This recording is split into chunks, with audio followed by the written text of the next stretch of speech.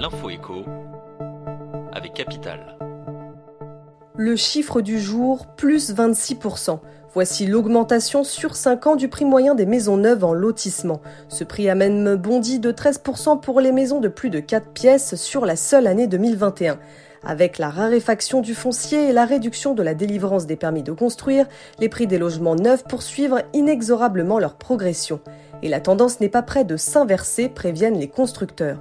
Sous l'effet de l'explosion des prix des matériaux, de la flambée des prix de l'énergie et des surcoûts liés à la nouvelle réglementation environnementale, la RE 2020, les prix pourraient encore grimper de plus de 10% en 2022. Face à cette situation, la Fédération française du bâtiment demande des mesures d'urgence pour soutenir le pouvoir d'achat des ménages. Le coup de gueule du jour peut être poussé par des cadres qui prennent leur retraite. La raison est un peu technique à comprendre.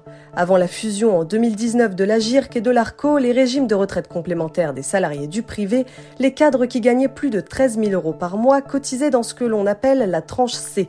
S'ils décidaient de liquider leur pension avant 67 ans, les points acquis grâce à ces cotisations étaient minorés.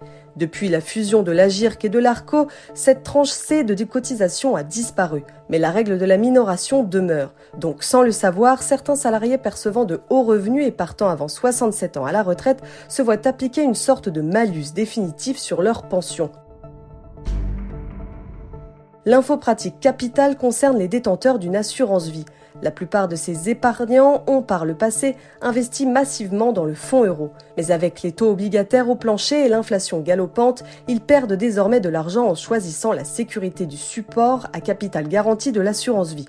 Pourtant, de nombreuses solutions permettent de transformer son contrat en un produit rentable, sans tout risquer.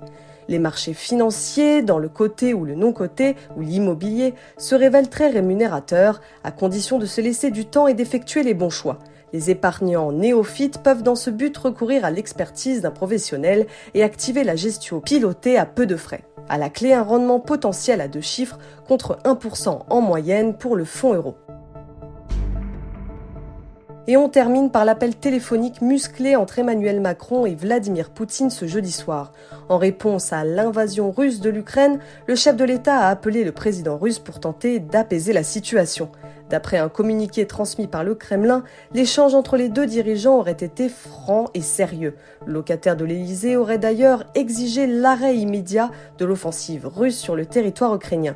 Vladimir Poutine aurait quant à lui donné une explication détaillée sur les raisons et les circonstances de la décision de mener une opération militaire spéciale d'après le Kremlin. Emmanuel Macron a rappelé au président russe que de lourdes sanctions seront infligées au pays.